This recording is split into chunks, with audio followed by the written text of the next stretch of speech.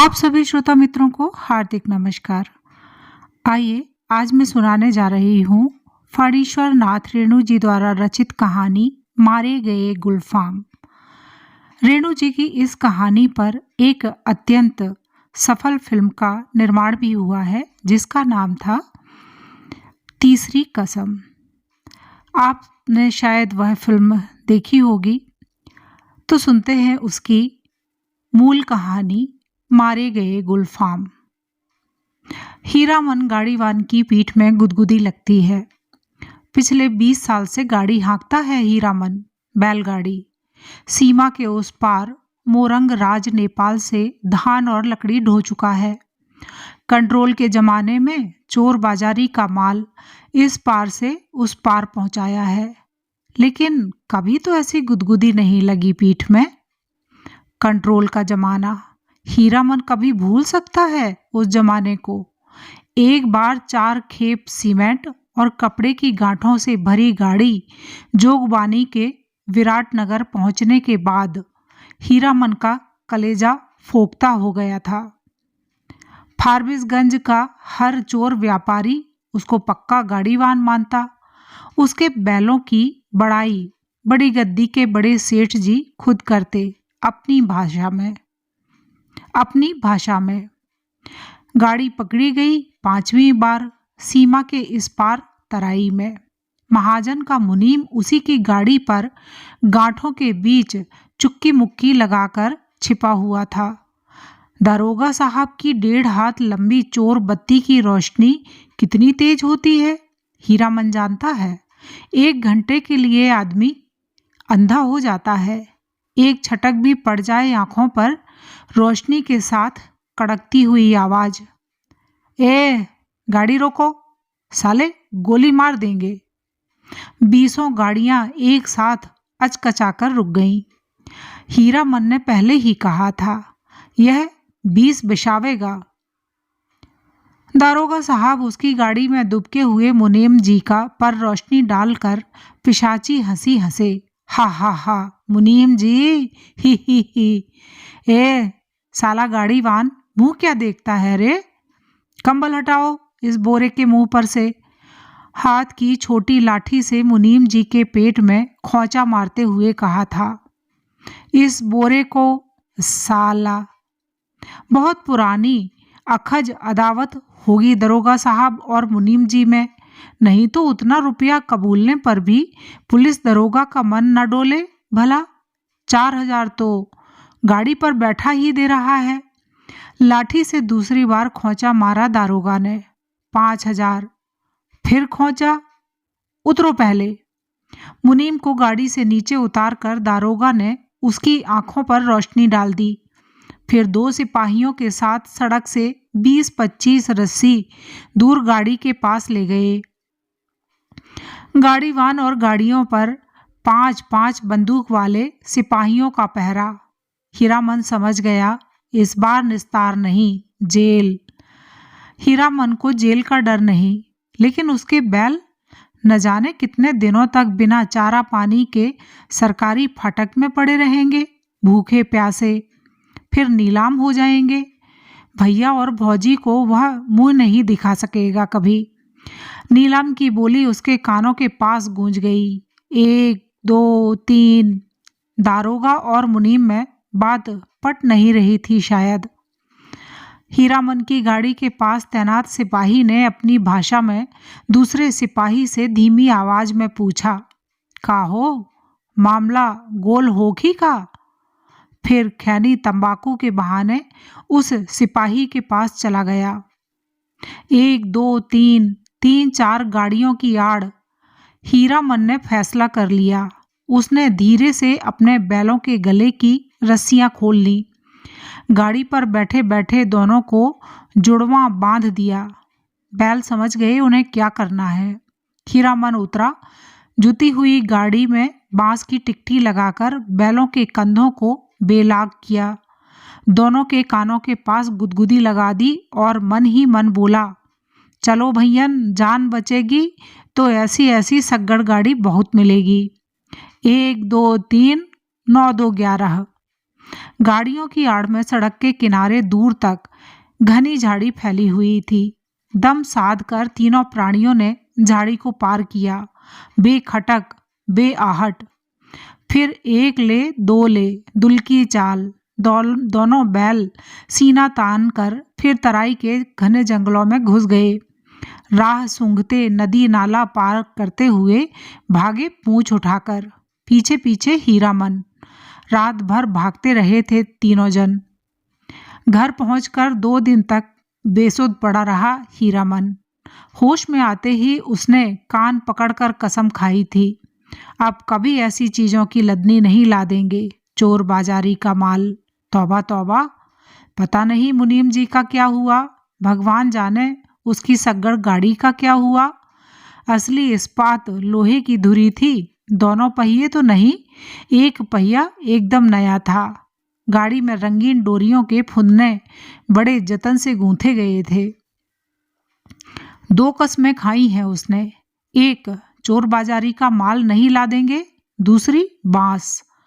अपने हर भाड़ेदार से वह पहले ही पूछ लेता है, चोरी चमारी वाली चीज तो नहीं, और बांस बांस लादने के लिए 50 रुपए भी दे कोई हीरामन की गाड़ी नहीं मिलेगी, दूसरे की गाड़ी देखो। बांस लदी हुई गाड़ी से 4 हाथ आगे बांस का अगुआ निकला रहता है और पीछे की ओर 4 हाथ। पिछुआ काबू के बाहर रहती है गाड़ी हमेशा। सो बेकाबू वाली लदनी और खरहिया शहर वाली बात। तिस पर बांस का अगुआ पकड़कर चलने वाला भाड़ेदार का महाभकुआ नौकर। लड़की स्कूल की ओर देखने लगा, बस मोड़ पर घोड़ा गाड़ी से टक्कर हो गई। जब तक हीरामन बैलों की रस्सी खींचे तब तक घोड़ा गाड़ी की छतरी बांस के अगुआ में फंस गई। घोड़ा गाड़ी वाले ने तड़ातड़ चाबुक मारते हुए गाली दी थी। बांस की लदनी ही नहीं, हीरामन ने खरहिया शहर की लदनी भी छोड़ दी। और जब फारबिसगंज से मोरंग का भाड़ा ढोना शुरू किया तो गाड़ी ही पार। कई वर्षों तक हीरामन ने बैलों को आधीदारी पर जोता, आधा भाड़ा गाड़ी वाले का और आधा बैल वाले का। हिस्सा गाड़ी वानी करो मुफ्त। आधीदारी की कमाई से बैलों के ही पेट नहीं भरते। पिछले साल ही उसने अपनी गाड़ी बनवाई है। देवी मैया भला करें उस सर्कस कंपनी के बाघ का। पिछले साल इसी मेले में बाघ गाड़ी को ढोने वाले दोनों घोड़े मर गए। चंपानगर से फारबिसगंज मेला आने के समय सर्कस कंपनी के मैनेजर ने गाड़ी वान पट्टी में ऐलान करके कहा, 100 रुपया भाड़ा मिलेगा। 1-2 गाड़ी वान राजी हुए, लेकिन उनके बैल बाघ गाड़ी से 10 हाथ दूर ही डर से डिकरने लगे। रस्सी तुड़ाकर भागे। हीरामन ने अपने बैलों की पीठ सहलाते हुए कहा, देखो भैयन, ऐसा मौका फिर हाथ ना आएगा। यही है मौका अपनी गाड़ी बनवाने का, नहीं तो फिर आधेदारी। अरे पिंजड़े में बंद बाघ का क्या डर? मोरंग की तराई में दहाड़ते हुए बाघों को देख चुके हो, फिर पीठ पर तो मैं हूं। गाड़ी वालों के दल में तालियां पटपटा उठी एक साथ। सभी की लाज रख ली हीरामन के बैलों ने। हुमक कर आगे बढ़ गए और बाघ गाड़ी में जुट गए। एक एक करके सिर्फ दाहिने बैल ने जुतने के बाद ढेर सा पेशाब किया। हीरामन ने 2 दिन तक नाक के कपड़े की पट्टी नहीं खोली थी। बड़ी गद्दी के बड़े सेठ जी की तरह नकबंधन लगाए बिना बघाइन गंध बर्दाश्त नहीं कर सकता कोई। बाघ गाड़ी की गाड़ी वानी की है हीरामन ने, कभी ऐसी गुदगुदी नहीं लगी पीठ में। आज रह रह कर उसकी गाड़ी में चंपा का फूल महक उठता है। पीठ में गुदगुदी लगने पर वह अंगोछे से पीठ झाड़ लेता है। हीरामन को लगता है 2 वर्ष से चंपानगर मेले की भगवती मैया उस पर प्रसन्न है। पिछले साल बाघ गाड़ी जुट गई। नगद 100 रुपये भाड़े के अलावा बुताद, चाह, बिस्कुट और रास्ते भर बंदर, भालू और जोकर का तमाशा देखा सो फोकट में। और इस बार यह जनानी सवारी औरत है या चंपा का फूल, जब से गाड़ी मह मह महक रही है। कच्ची सड़क के एक छोटे से गड्ढ में गाड़ी का दाहिना पहिया बेमौके हिचकोला खा गया। हीरामन की गाड़ी से एक हल्की सिस की आवाज आई। हीरामन ने दाहिने बैल को दुआली से पीटते हुए कहा, साला क्या समझता है, बोरे की लदनी है क्या? आहा, मारो मत। अनदेखी औरत की आवाज ने हीरामन को अचरज में डाल दिया। बच्चों की बोली जैसी महीन फेनुगिलासी बोली। मधुरा मोहन नौटंकी कंपनी में लैला बनने वाली हीराबाई का नाम किसने नहीं सुना होगा भला। लेकिन हीरामन की बात निराली है। उसने 7 साल तक लगातार मेलों की लदनी लादी है। कभी नौटंकी थिएटर या बायोस्कोप सिनेमा नहीं देखा। लैला या हीराबाई का नाम भी उसने नहीं सुना कभी। देखने की क्या बात। सो मेला टूटने के 15 दिन पहले आधी रात की बेला में काली ओढ़नी में लिपटी औरत को देखकर उसके मन में खटका अवश्य लगा था। बक्सा ढोने वाले नौकर से गाड़ी भाड़ा में मोल मोलाई करने की कोशिश की तो ओढ़नी वाली ने सिर हिलाकर मना कर दिया। हीरामन ने गाड़ी जोतते हुए नौकर से पूछा, क्यों भैया, कोई चोरी चमारी का मालवाल तो नहीं? हीरामन को फिर अचरज हुआ।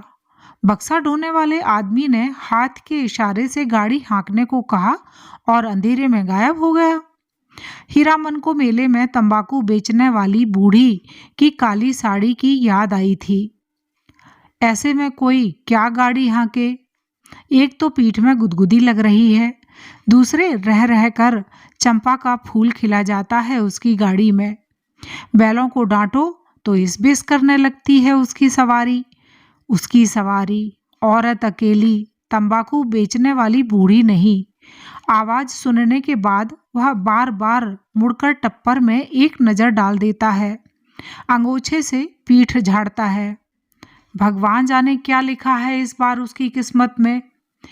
गाड़ी जब पूरब की ओर मुड़ी, एक टुकड़ा चांदनी उसकी गाड़ी में समा गई। सवारी की नाक पर एक जुगनू जगमगा उठा। हीरामन को सब कुछ रहस्यमय अजगुत लग रहा है। सामने चंपानगर से सिंधिया गांव तक फैला हुआ मैदान, कहीं डाकिन पिशाचिन तो नहीं। हीरामन की सवारी ने करवट ली। चांदनी पूरे मुखड़े पर पड़ी तो हीरामन चीखते चीखते रुक गया। अरे बाप, ये तो परी है। परी की आंखें खुल गईं। हीरामन ने सामने सड़क की ओर मुंह कर लिया और बैलों को टिटकारी दी। वह जीव तो तालू से सटाकर टी टी टी टी आवाज निकालता है। हीरामन की जीभ न जाने कब से सूख कर लकड़ी जैसी हो गई थी। भैया, तुम्हारा नाम क्या है? हूबहू फेनुगिलास। हीरामन के रोम रोम बज उठे। मुंह से बोली नहीं निकली। उसके दोनों बैल भी कान खड़े करके इस बोली को परखते हैं। मेरा नाम मेरा है हीरामन। उसकी सवारी मुस्कुराती है। मुस्कुराहट में खुशबू है। तब तो मीता कहूंगी भैया नहीं, मेरा नाम भी हीरा है। इस हीरामन को प्रतीत नहीं, मर्द और औरत के नाम में फर्क होता है।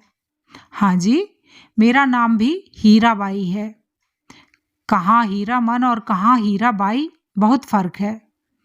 हीरामन ने अपने बैलों को झिड़की दी। कान चुनिया कर गप सुनने में ही 30 कोस मंजिल कटेगी क्या? इस बाएं नाटे के पेट में शैतानी भरी है। हीरामन ने बाएं बैल को दुआली की हल्की झड़प दी।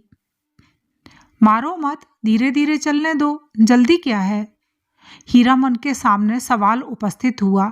वह क्या कहकर गप करे हीराबाई से? तोहे कहे या आहा? उसकी भाषा में बड़ों को आहा अर्थात आप कहकर संबोधित किया जाता है।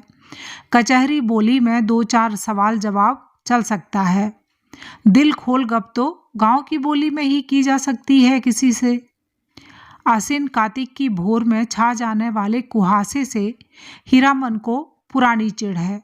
बहुत बार वह सड़क भूलकर भटक चुका है, किंतु आज के भोर के इस घने कुहासे में भी वह मगन है। नदी के किनारे धन खेतों से फूले हुए धान के पौधों की पवनियां गंध आती है। पर्व पावन के दिन गांव में ऐसी ही सुगंध फैली रहती है। उसकी गाड़ी में फिर चंपा का फूल खिला। उस फूल में एक परी बैठी है। जय भगवती। हीरामन ने आंख की कनखियों से देखा। उसकी सवारी मीता, हीराबाई की आंखें गुजुर गुजुर उसको हेर रही हैं। हीरामन के मन में कोई अजानी रागिनी बज उठी। सारी देह सिरसिरा रही है। बोला, बैल को मारते हैं तो आपको बहुत बुरा लगता है? हीराबाई ने परख लिया, हीरामन सचमुच हीरा है। 40 साल का हट्टा कट्टा काला कलूटा देहाती नौजवान अपनी गाड़ी और अपने बैलों के सिवाय दुनिया की किसी और बात में विशेष दिलचस्पी नहीं लेता। घर में बड़ा भाई है, खेती करता है, बाल बच्चे वाला आदमी है। हीरामन भाई से बढ़कर भाभी की इज्जत करता है, भाभी से डरता भी है। हीरामन की भी शादी हुई थी बचपन में ही। गौने के पहले ही दुल्हन मर गई। हीरामन को अपनी दुल्हन का चेहरा याद नहीं। दूसरी शादी न करने के अनेक कारण हैं। भाभी की जिद, कुमारी लड़की से ही हीरामन की शादी करवाएगी। कुमारी का मतलब हुआ 5-7 साल की लड़की। कौन मानता है श्रद्धा कानून? कोई लड़की वाला 2 ब्याहू को अपनी लड़की गरज में पड़ने पर ही दे सकता है। भाभी उसकी 3 सत्त करके बैठी हैं सो बैठी हैं। भाभी के आगे भैया की भी नहीं चलती। अब हीरामन ने तय कर लिया है, शादी नहीं करेगा। कौन भलाए मोल लेने जाए? ब्याह करके फिर गाड़ी वानी क्या करेगा कोई? और सब कुछ छूट जाए, गाड़ी वानी नहीं छोड़ सकता हीरामन। हीराबाई ने हीरामन के जैसा निश्चल आदमी बहुत कम देखा है। पूछा, आपका घर कौन जिला पड़ता है? कानपुर। नाम सुनते ही उसकी हंसी छूटी। तो बैल भड़क उठे। हीरामन हंसते समय सिर नीचा कर लेता है। हंसी बंद होने पर उसने कहा, वाह रे, कानपुर, तब तो नागपुर भी होगा। और जब हीराबाई ने कहा कि नागपुर भी है तो वह हंसते हंसते दोहरा हो गया। वाह रे दुनिया, क्या क्या नाम होता है, कानपुर, नागपुर। हीरामन ने हीराबाई के कान के फूल को गौर से देखा। नाक की नक छवि के नग देखकर सिहर उठा। लहू की बूंद। हीरामन ने हीराबाई का नाम नहीं सुना कभी। नौटंकी कंपनी की औरत को वह बाईजी नहीं समझता है। कंपनी में काम करने वाली औरतों को वह देख चुका है। सर्कस कंपनी की मालकिन अपनी दोनों जवान बेटियों के साथ बाग गाड़ी के पास आती थीं। बाग को चारा पानी देती थीं, प्यार भी करती थीं खूब। हीरामन के बैलों को भी डबल रोटी बिस्कुट खिलाया था बड़ी बेटी ने। हीरामन होशियार है। कुहासा छटते ही अपनी चादर से टप्पर में पर्दा कर दिया। बस 2 घंटा, उसके बाद रास्ता चलना मुश्किल है। कार्तिक की सुबह की धूल आप बर्दाश्त न कर सकिएगा। कजरी नदी के किनारे तेगछिया के पास गाड़ी लगा देंगे, दोपहरी काटकर। सामने से आती हुई गाड़ी को दूर से ही देखकर वह सतर्क हो गया। लीक और बैलों पर ध्यान लगाकर बैठ गया। राह काटते हुए गाड़ीवान ने पूछा, मेला टूट रहा है क्या भाई? हीरामन ने जवाब दिया, वह मेले की बात नहीं जानता। उसकी गाड़ी पर बिदागी अर्थात नैहर या ससुराल जाती हुई लड़की है। न जाने किस गांव का नाम बता दिया हीरामन ने। छतापुर पचीरा कहाँ है?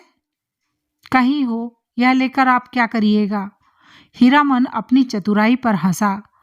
पर्दा डाल देने पर भी पीठ में गुदगुदी लगती है।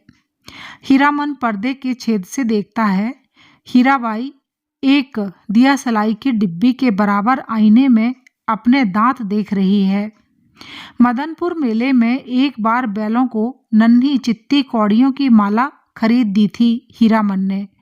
छोटी छोटी नन्ही नन्ही कौड़ियों की पात। तेगछिया के तीनों पेड़ दूर से ही दिखलाई पड़ते हैं। हीरामन ने पर्दे को जरा सरकाते हुए कहा, देखिए यही है तेगछिया। 2 पेड़ जटामासी बड़ है और उस फूल का क्या नाम है? आपके कुर्ते पर जैसा फूल छपा हुआ है वैसा ही, खूब महकता है। 2 कोस दूर तक गंध जाती है। उस फूल को खमीरा तमाकू में डालकर पीते भी हैं लोग। और उस अमराई की आड़ से कई मकान दिखाई पड़ते हैं। वहाँ कोई गांव है या मंदिर? हीरामन ने बीड़ी सुलगाने के पहले पूछा, बीड़ी पिए? आपको गंध तो नहीं लगेगी? वही है नामलगर ड्योढ़ी। जिस राजा के मेले से हम लोग आ रहे हैं उसी का दियाद गोतिया है। जा रे जमाना। हीरामन ने जा रे जमाना कहकर बात को चाष्टी में डाल दिया। हीराबाई ने टप्पर के पर्दे को तिरछे खौंस दिया। हीराबाई की दंत पंक्ति, कौन जमाना? ठुड्डी पर हाथ रखकर साग्रह बोली, नामलगर ड्योढ़ी का जमाना। क्या था और क्या से क्या हो गया? हीरामन गप रसाने का भेद जानता है। हीराबाई बोली, तुमने देखा था वह जमाना? देखा नहीं, सुना है। राज कैसे गया? बड़ी हैफ वाली कहानी है। सुनते हैं घर में देवता ने जन्म ले लिया। कहिए भला, देवता आखिर देवता है या नहीं? इंद्रासन छोड़कर मृत्यु भुवन में जन्म ले ले तो उसका तेज कोई कैसे संभाल सकता है? सूरजमुखी फूल की तरह माथे के पास तेज खिला रहता, लेकिन नजर का फेर किसी ने नहीं पहचाना। एक बार उपलैन में लाट साहब मैं लाटनी के हवा गाड़ी से आए थे। लाट ने भी नहीं पहचाना, आखिर लाटनी ने। सूरजमुखी तेज देखते ही बोल उठी, ए मैन, राजा साहब सुनो, यह आदमी का बच्चा नहीं है, देवता है। हीरामन ने लाटनी की बोली की नकल उतारते समय खूब डैम फैट लैट किया। हीराबाई दिल खोल कर हंसी। हंसते समय उसकी सारी देह दुलकती है। हीराबाई ने अपनी ओढ़नी ठीक कर ली। तब हीरामन को लगा कि तब उसके बाद क्या हुआ मीता? इस कथा सुनने का बड़ा शौक है आपको, लेकिन काला आदमी राजा क्या महाराजा भी हो जाए, रहेगा काला आदमी ही। साहब के जैसे अक्ल कहाँ से पाएगा? हंसकर बात उड़ा दी सभी ने। तब रानी को बार बार सपना देने लगा देवता, सेवा नहीं कर सकते तो जाने दो, नहीं रहेंगे तुम्हारे यहाँ। इसके बाद देवता का खेल शुरू हुआ। सबसे पहले दोनों दतार हाथी मरे, फिर घोड़ा, फिर पटपटांग। पटपटांग क्या है? हीरामन का मन पल पल में बदल रहा है। मन में सतरंगा छाता धीरे धीरे खिल रहा है। उसको लगता है उसकी गाड़ी पर देवकुल की औरत सवार है। देवता आखिर देवता है। पटपटांग, धन दौलत माल मवेशी सब साफ। देवता इंद्रासन चला गया। हीराबाई ने ओझल होते हुए मंदिर के कंगूरे की ओर देखकर लंबी सांस ली।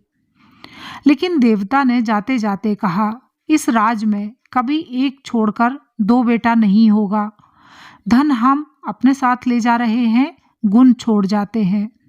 देवता के साथ सभी देव देवी चले गए, सिर्फ सरस्वती मैया रह गई, उसी का मंदिर है। देसी घोड़े पर पाट के बोझ लादे हुए बनियों को आते देख हीरामन ने टप्पर के पर्दे को गिरा दिया। बैलों को ललकार कर विदेशिया नाच का वंदना गीत गाने लगा।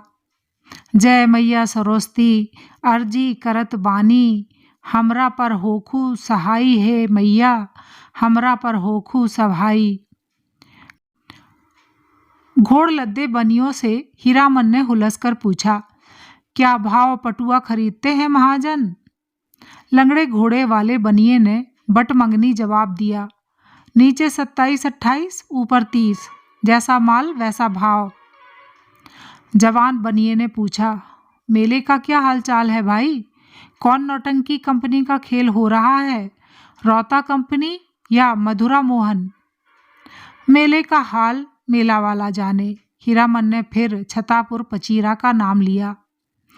सूरज 2 बांस ऊपर आ गया था। हीरामन अपने बैलों से बात करने लगा। 1 कोस जमीन, जरा दम बांध कर चलो, प्यास की बेला हो गई है ना। याद है उस बार तेगछिया के पास सर्कस कंपनी के जोकर और बंदर नचाने वाला साहब में झगड़ा हो गया था। जोकरवा ठीक बंदर की तरह दांत किटकिटा कर किकियाने लगा था। न जाने किस किस देश मुल्क के आदमी आते हैं। हीरामन ने फिर पर्दे के छेद से देखा। हीराबाई एक कागज के टुकड़े पर आंख गड़ाकर बैठी है। हीरामन का मन आज हल्के सुर में बंधा है। उसको तरह तरह के गीतों की याद आती है। 20-25 साल पहले विदेशिया बलवाही छोकरा नाचने वाले एक से एक गजल खोमटा गाते थे। अब तो भोंपा में भोंपू भोंपू करके कौन गीत गाते हैं लोग। जा रे जमाना। छोकरा नाच के गीत की याद आई हीरामन को। सजनवा बैरी हो गयो हमार सजनवा, अरे चिट्ठिया हो तो सब कोई बाँचे, चिट्ठिया हो तो हाय करमवा होए करमवा। गाड़ी की बल्ली पर उंगलियों से ताल देकर गीत को काट दिया हीरामन ने। छोकरा नाच के मनुआ नटुआ का मुंह हीराबाई जैसा ही था। कहाँ चला गया वह जमाना। हर महीने गांव में नाचने वाले आते थे। हीरामन ने छोकरा नाच के चलते अपनी भाभी की न जाने कितनी बोली ठोली सुनी थी। भाई ने घर से निकल जाने को कहा था। आज हीरामन पर माँ सरस्वती सहाय हैं। लगता है हीराबाई बोली, वाह कितना बढ़िया गाते हो तुम। हीरामन का मुंह लाल हो गया। वह सिर नीचा करके हंसने लगा। आज तेगछिया पर रहने वाले महावीर स्वामी भी सहाय हैं हीरामन पर। तेगछिया के नीचे एक भी गाड़ी नहीं। हमेशा गाड़ी और गाड़ी वालों की भीड़ लगी रहती है। यहाँ सिर्फ एक साइकिल वाला बैठकर सुस्ता रहा है। महावीर स्वामी को सुमर कर हीरामन ने गाड़ी रोकी। हीराबाई पर्दा हटाने लगी। हीरामन ने पहली बार आंखों से बात की हीराबाई से। साइकिल वाला इधर ही टकटकी लगाकर देख रहा है। बैलों को खोलने के पहले बांस की टिकटी लगाकर गाड़ी को टिका दिया। फिर साइकिल वाले की ओर बार बार घूरते हुए पूछा, कहाँ जाना है? मेला? कहाँ से आना हो रहा है? बिशनपुर से? बस इतनी ही दूर में थसथसा कर थक गए? जा रे जवानी। साइकिल वाला दुबला पतला नौजवान मिनमिना कर कुछ बोला और बीड़ी सुलगाकर उठ खड़ा हुआ। हीरामन दुनिया भर की निगाह से बचाकर रखना चाहता है हीराबाई को। उसने चारों ओर नजर दौड़ाकर देख लिया, कहीं कोई गाड़ी या घोड़ा नहीं। कजरी नदी की दुबली पतली धारा तेगछिया के पास आकर पूरब की ओर मुड़ गई है। हीराबाई पानी में बैठी हुई भैंसों और उनकी पीठ पर बैठे हुए बगुलों को देखती रही। हीरामन बोला, जाइए घाट पर मुंह हाथ धो लीजिए। हीरामन बोला, जाइए घाट पर मुंह हाथ धो आइए। हीराबाई गाड़ी से नीचे उतरी। हीरामन का कलेजा धड़क उठा। नहीं नहीं, पांव सीधे हैं, टेढ़े नहीं। लेकिन तलवा इतना लाल क्यों है? हीराबाई घाट की ओर चली गई, गांव की बहू बेटी की तरह सिर नीचा करके धीरे धीरे। कौन कहेगा कि कंपनी की औरत है? औरत नहीं, लड़की, शायद कुमारी ही है। हीरामन टिकी गाड़ी पर बैठ गया। उसने टप्पर में झांक कर देखा। एक बार इधर उधर देखकर हीराबाई के तकिए पर हाथ रख दिया। फिर तकिए पर केहूनी डालकर झुकता गया। खुशबू उसकी देह में समा गई। तकिए के गिलाफ पर कढ़े फूलों को उंगलियों से छूकर उसने सूंघा। हाय रे हाय, इतनी सुगंध! हीरामन को लगा एक साथ 5 चिलम गांजा फूंक कर वह उठा है। हीराबाई के छोटे आईने में उसने अपना मुंह देखा। आंखें इतनी लाल क्यों हैं? हीराबाई लौट कर आई तो उसने हंसकर कहा, अब आप गाड़ी का पहरा दीजिए, मैं आता हूं तुरंत। हीरामन ने अपनी सफरी झोली से सहेजी हुई गंजी निकाली, गमछा झाड़ कर कंधे पर लिया और हाथ में बाल्टी लटकाकर चला। उसके बैलों ने बारी बारी से हुक हुक करके कुछ कहा। हीरामन ने जाते जाते उलट कर कहा, हाँ हाँ, प्यास सभी को लगी है, लौट कर आता हूँ तो घास दूंगा, बदमाशी मत करो। बैलों ने कान हिलाए। नहा धोकर कब लौटा हीरामन, हीराबाई को नहीं मालूम। कजरी की धारा को देखते देखते उसकी आंखों में रात की उचटी हुई नींद लौट आई थी। हीरामन पास के गांव से जलपान के लिए दही चूड़ा चीनी ले आया है। उठिए, नींद तोड़िए, 2 मुट्ठी जलपान कर लीजिए। हीराबाई आंख खोलकर अचरज में पड़ गई। एक हाथ में मिट्टी के नए बर्तन में दही, केले के पत्ते, दूसरे हाथ में बाल्टी भर पानी, आंखों में आत्मीयता पूर्ण अनुरोध। इतनी चीजें कहाँ से ले आए?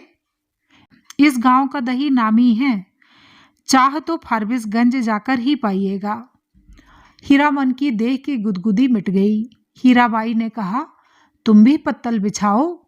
क्यों, तुम नहीं खाओगे तो समेट कर रख लो अपनी झोली में, मैं भी नहीं खाऊंगी। इस हीरामन लजाकर बोला, अच्छी बात, आप खा लीजिए पहले। पहले पीछे क्या, तुम भी बैठो। हीरामन का जी जुड़ा गया। हीराबाई ने अपने हाथ से उसका पत्तल बिछा दिया, पानी छींट दिया, चूड़ा निकाल कर दिया। इस धन्य है, धन्य है। हीरामन ने देखा भगवती मैया भोग लगा रही हैं। लाल होंठ पर गोरस का परस। पहाड़ी तोते को दूध भात खाते देखा है। दिन ढल गया। टप्पर में सोई हीराबाई और जमीन पर दरी बिछाकर सोए हीरामन की नींद एक साथ ही खुली। मेले की ओर जाने वाली गाड़ियां तेगछिया के पास रुकी हैं। बच्चे कचर पचर कर रहे हैं। हीरामन हड़बड़ा कर उठा, टप्पर के अंदर झांक कर इशारे से कहा, दिन ढल गया। गाड़ी में बैलों को जोतते समय उसने गाड़ी वालों के सवालों का कोई जवाब नहीं दिया। गाड़ी हाँकते हुए बोला, सिरपुर बाजार के अस्पताल की डॉक्टरनी है, रोगी देखने जा रही हैं, पास ही कुड़मागाम। हीराबाई छत्तापुर पचीरा का नाम भूल गई। गाड़ी जब कुछ दूर आगे बढ़ाई तो उसने हंसकर पूछा, पत्तापुर छपीरा? हंसते हंसते पेट में बल पड़ाए हीरामन के। पत्तापुर छपीरा, हा हा, वे लोग छत्तापुर पचीरा के ही गाड़ी बांध थे, उनसे कैसे कहता, ही। हीराबाई मुस्कुराती हुई गांव की ओर देखने लगी।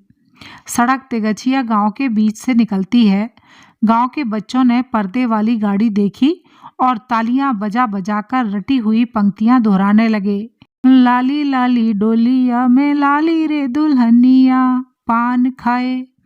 हीरामन हंसा, दुल्हनिया, लाली लाली डोलिया, दुल्हनिया पान खाती है, दुल्हा की पगड़ी में मुंह पोंछती है।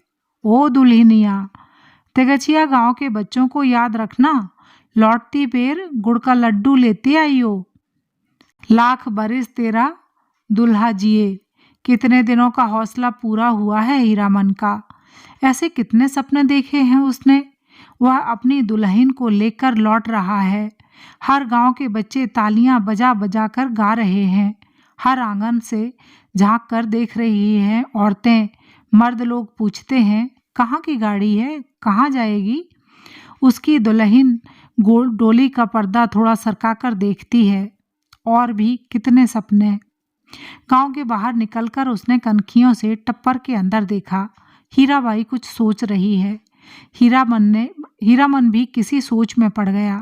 थोड़ी देर बाद वह गुनगुनाने लगा, सजन रे झूठ मत बोलो, खुदा के पास जाना है, नहीं हाथी नहीं घोड़ा नहीं गाड़ी, वहाँ पैदल ही जाना है, सजन रे।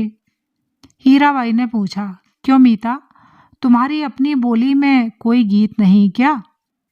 हीरामन अब बेखटक हीराबाई की आंखों में आंखें डालकर बात करता है। कंपनी की औरत भी ऐसी होती है। सर्कस कंपनी की मालकिन मेम थी, लेकिन हीराबाई गांव की बोली में गीत सुनना चाहती है। वह खुलकर मुस्कुराया। गांव की बोली आप समझिएगा। हीराबाई ने गर्दन हिलाई। कान के झुमके हिल गए। हीरामन कुछ देर तक बैलों को हाँकता रहा चुपचाप। फिर बोला, गीत जरूर ही सुनिएगा, नहीं मानिएगा। इतना शौक गांव का गीत सुनने का है आपको? तब लीक छोड़नी होगी। चालू रास्ते में कैसे गीत गा सकता है कोई? हीरामन ने बाएं बैल की रस्सी खींचकर दाहिने को लीक से बाहर किया और बोला, हरिपुर होकर नहीं जाएंगे तब। चालू लीक को काटते देखकर हीरामन की गाड़ी के पीछे वाले गाड़ीवान ने चिल्लाकर पूछा, काहे हो गाड़ीवान, लीक छोड़कर बेलीक कहाँ उधर? हीरामन ने हवा में दुआली घुमाते हुए जवाब दिया, कहाँ है बेलीकी? वह सड़क नननपुर तो नहीं जाएगी। फिर अपने आप बड़बड़ाया, इस मुल्क के लोगों की यही आदत बुरी है, राह चलते 100 जिरह करेंगे। अरे भाई, तुमको जाना है जाओ, देहाती भुच्च सब। नननपुर की सड़क पर गाड़ी लाकर हीरामन ने बैलों की रस्सी ढीली कर दी। बैलों ने दुल की चाल छोड़कर कदम ताल पकड़ी। हीराबाई ने देखा, सचमुच नननपुर की सड़क बड़ी सूनी है। हीरामन उसकी आंखों की बोली समझता है। घबराने की बात नहीं, यह सड़क भी फारबिसगंज जाएगी। राह घाट के लोग बहुत अच्छे हैं, एक घड़ी रात तक हम लोग पहुंच जाएंगे। हीराबाई को फारबिसगंज पहुंचने की जल्दी नहीं। हीरामन पर उसको इतना भरोसा हो गया है कि डर भय की कोई बात नहीं उठती है मन में। हीरामन ने पहले जी भर मुस्कुरा लिया। कौन गीत गाए वह? हीराबाई को गीत और कथा दोनों का शौक है। इस महुआ घटवारिन, वह बोला, अच्छा, जब आपको इतना शौक है तो सुनिए महुआ घटवारिन का गीत। इसमें गीत भी है, कथा भी है। कितने दिनों के बाद भगवती ने यह हौसला भी पूरा कर दिया। जय भगवती। आज हीरामन अपने मन को खलास कर लेगा। वह हीराबाई की थमी हुई मुस्कुराहट को देखता रहा। सुनिए, आज भी परमार नदी में महुआ घटवारिन के कई पुराने घाट हैं। इसी मुल्क की थी महुआ, थी तो घटवारिन, लेकिन 100 सतवंती में एक थी। उसका बाप दारू ताड़ी पीकर दिन रात बेहोश पड़ा रहता। उसकी सौतेली माँ साक्षात राक्षनी, बहुत बड़ी नजर चालक। रात में गांजा, दारू, अफीम चुराकर बेचने वाले से लेकर तरह तरह के लोगों से उसकी जान पहचान थी। सबसे घुट्टा भर हेलमेल। महुआ कुमारी थी, लेकिन काम कराते कराते उसकी हड्डी निकाल दी थी राक्षनी ने। जवान हो गई, कहीं शादी ब्याह की बात भी नहीं चलाई। एक रात की बात सुनिए। हीरामन ने धीरे धीरे गुनगुना कर गला साफ किया। हे सावन भादवा के र उमड़ल नदिया गेंगे यो मैयो ए रैनी भवान ही ए तड़का तड़के घड़के करेज आ मोरा कि हमहु जे बार नानही रे। ओ माँ, सावन भादों की उमड़ी हुई नदी, भयावनी रात, बिजली कड़कती है। मैं बारी कुंवारी नन्ही बच्ची, मेरा कलेजा धड़कता है। अकेले कैसे जाऊं घाट पर? सो भी परदेशी राह बटोही के पैर में तेल लगाने के लिए। सत माँ ने अपनी बज्जर केवाड़ी बंद कर ली। आसमान में मेघ हड़बड़ा उठे और हरहरा कर वर्षा होने लगी। महुआ रोने लगी अपनी माँ को याद करके। आज उसकी माँ रहती तो ऐसे दुर्दिन में कलेजे से सटा कर रखती अपनी महुआ बेटी को। गे मैया, इसी दिन के लिए, यही दिखाने के लिए तुमने कोख में रखा था। महुआ अपनी माँ पर गुस्साई। क्यों वह अकेली मर गई? जी भर कोसती हुई बोली। हीरामन ने लक्ष्य किया। हीराबाई तकिए पर केहूनी गड़ाकर गीत में मगन एकटक उसकी ओर देख रही है। खोई हुई सूरत कैसी भोली लगती है। हीरामन ने गले में कंपकपी पैदा की। हूँ रे डैनिया मैयो मोरी, नोनवा चटाई काहे नहीं मारली सौरी घर।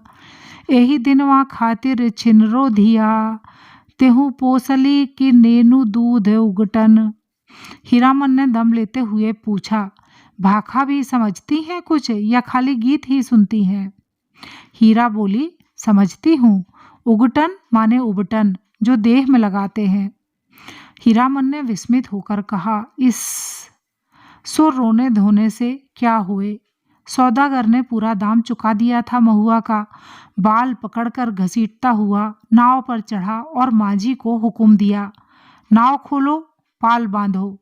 पाल वाली नाव परवाली चिड़िया की तरह उड़ चली। रात भर महुआ रोती छटपटाती रही।